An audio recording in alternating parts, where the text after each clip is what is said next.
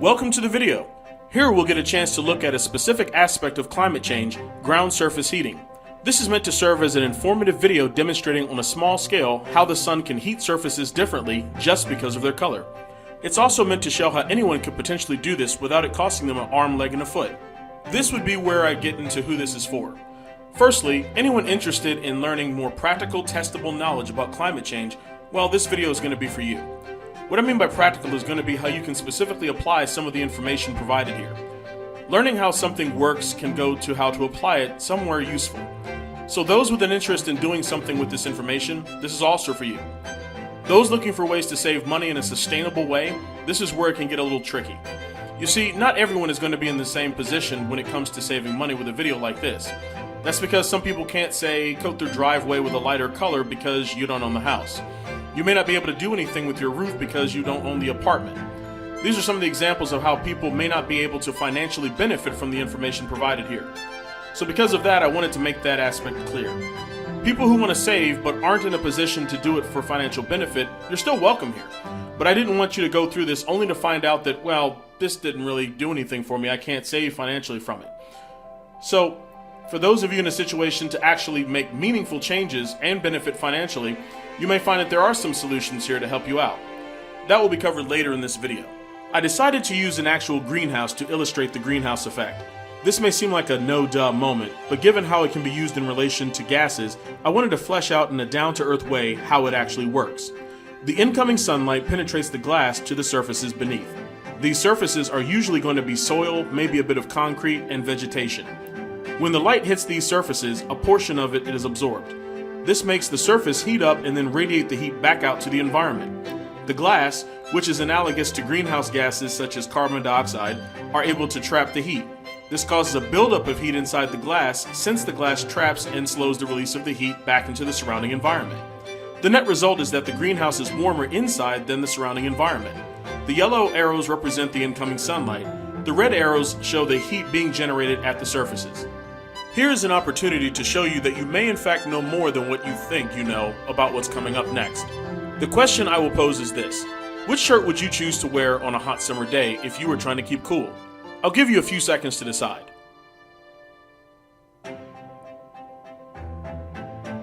If you chose the white shirt, you're correct. But do you know why? The saying is usually that dark colors absorb more light as heat, and lighter colors reflect more light. Essentially, that is correct. If you want to keep cool, don't absorb any more light than you have to. Conversely, you'd probably change your tune if it was a cold winter day, but there was lots of sun out, taking all the extra heat you can get in that case. I want to keep most, if not all, the tests that I run simple, easy, and cost-effective. I want to be able to encourage people to see things for themselves. In this test, I'm looking at 3 surfaces: asphalt, concrete, and grass. Those surfaces are readily available, so they seem like a natural choice. I'm recording air temperature as well so that it can be compared to the surface temperatures.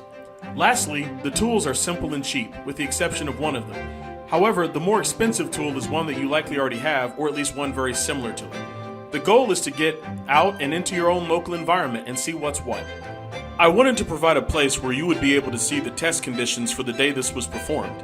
To get the best results, you kind of need to do this on a bright, sunny day, preferably with little cloud cover. I said earlier that I want my experiments to be able to be done at home or near home, and in most cases I think that will be the case.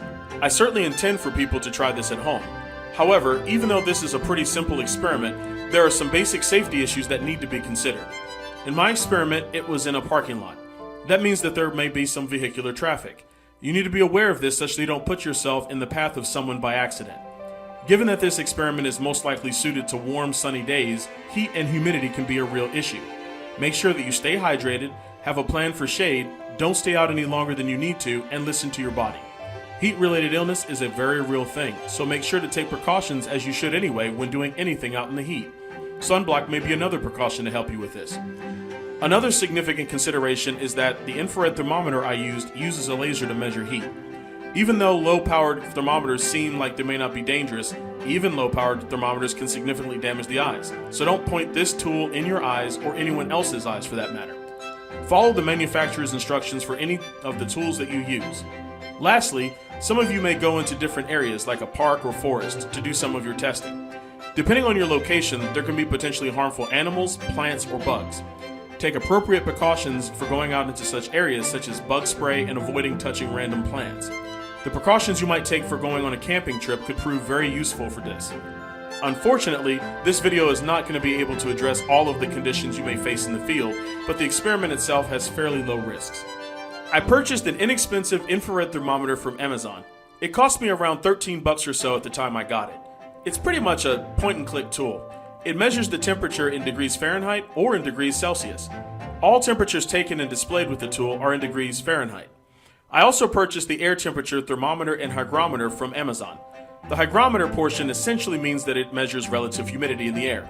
That's just the relative amount of moisture or water vapor present in the air. This cost me about $25 at the time I purchased it. It has a sensor on the base unit to measure indoor temperature and humidity, as well as one that can measure just temperature.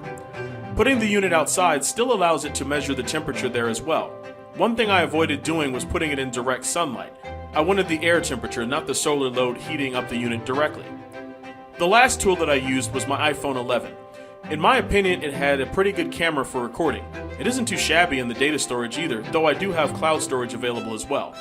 It was pretty easy to just go out and record what I wanted. I'd like to think it worked out pretty well using it, as I was able to do some of my editing right on the phone with the right app. In this video, we will get to explore the effects of sunlight heating on 3 different types of ground surfaces. As you can hopefully see, the day was beautiful. It was a great time to go outside and test things out. This is a simple infrared thermometer that you can probably get for around 20 or so bucks from Amazon or Lowe's. It uses a laser for measuring, so don't point this in yours or anyone else's eyes. Here is the air temperature thermometer and humidity combo unit. I have this set up such that the bottom readings are for the outdoor conditions, even though they say in. It was just easier to put the unit outside. The top reading is showing my apartment, hence the lower number. I wanted to take this time to show a comparison of the temperature readings between the infrared thermometer and the air thermometer. They aren't exact, but I didn't expect them to be. One is measuring a surface and the other the air, but they still look fairly close. This isn't meant to be super accurate to like the 3rd or 4th decimal place. They just need to be pretty close to show the differences that you're going to see for the air temperature outside, as well as the surfaces that we're going to measure. Asphalt will be the first ground surface tested. This is probably one of the most common ground surfaces you will encounter since it's used in roadways. The asphalt being tested comes from a parking lot. I walk around a bit to get a decent sampling of the temperatures. Since it doesn't appear perfectly flat, the angles that the asphalt is at compared to the incoming sunlight can impact the intensity of the light hitting the asphalt, thus affecting its temperature. I think it's kind of amazing to actually see the temperature climbing like this. It's over 154 degrees right now and it's still going up a bit. It's approaching 160 in places.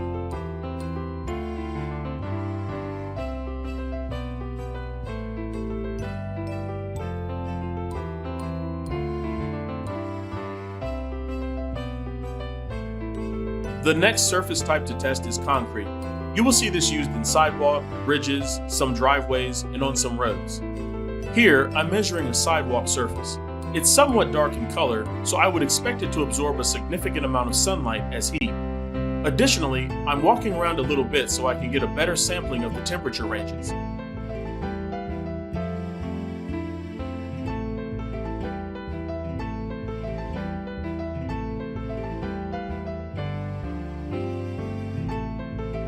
This surface is meant to be used as an exit from the parking lot to the road. It's a bit lighter in color than the sidewalk, so I would expect at least a slightly lower temperature as a result.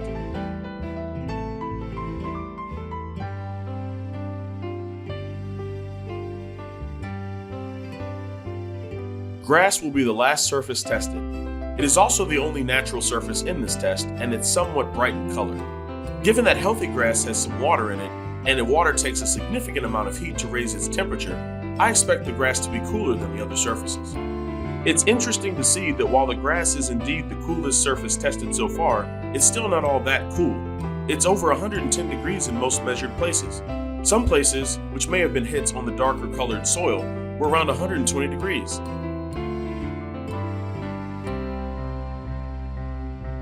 Well, that's the end of this field test. I don't intend to stop here, however. Were things as you expected? Were you surprised any? It went in line with what I thought, but I definitely wasn't expecting such high temperatures. Despite the heat, it was cool to get a chance to come out here and do this without breaking the bank. I hope you enjoyed yourself, and I hope to see you next. Here's where I give a list of the results. This went about in the direction that I thought, but I was somewhat surprised to see such high temperatures for the asphalt. I did expect it to be the hottest surface, however. I also thought that the grass would be a little cooler than it was, but it had a significantly higher temperature than the air. I do think that the results firmly illustrate that the different colors in the surfaces can indeed change how hot a surface can be. The two concrete sources show that the lighter colored exit was a bit cooler on average than the darker colored sidewalk. Now that we can see the results of the test, which were that asphalt was hands down the hottest surface, what ideas come to mind for using this information? I won't get into a whole lot of detail on my ideas, as I think they might make great future videos in and of themselves. These are what came to mind for me. First is solar water heating. Use dark surfaces to absorb the light and then heat the water. The roof of a house seems to have great exposure for this, but so can parking lots. This concept could also apply to solar boilers. Second is coating or sealing dark surfaces with lighter colored paints to reduce the amount of heat generated. Perhaps changing roofing shingles or putting up some sort of light colored sheet that can be easily removed in the winter might allow cooling in the summer and warmth in the winter. Reducing the amount of heat generated can mean lower air conditioning bills for you. Lastly, putting up small greenhouses for growing your own food. Being able to capture that heat might mean that you can grow foods you wouldn't normally be able to where you live. Given how things currently are worldwide with the outbreak, being a bit more self-sufficient seems like a prudent course of action. Well, I gotta admit, I had an enjoyable time testing this and putting this video together. I hope you had fun watching as well. If you would like to know more, I plan on creating more videos like this, as well as others on more topics. The plan is to gain practical knowledge of what's going on around us so we can put it to good use. Feel free to click the bell and subscribe to get notified when my next video comes out. If you have any questions, comments, or even some suggestions for new topics, use the comment section to send them. If interested, I will put links in the description of where I got my tools. Thanks for joining me, and I hope to see you in the next video.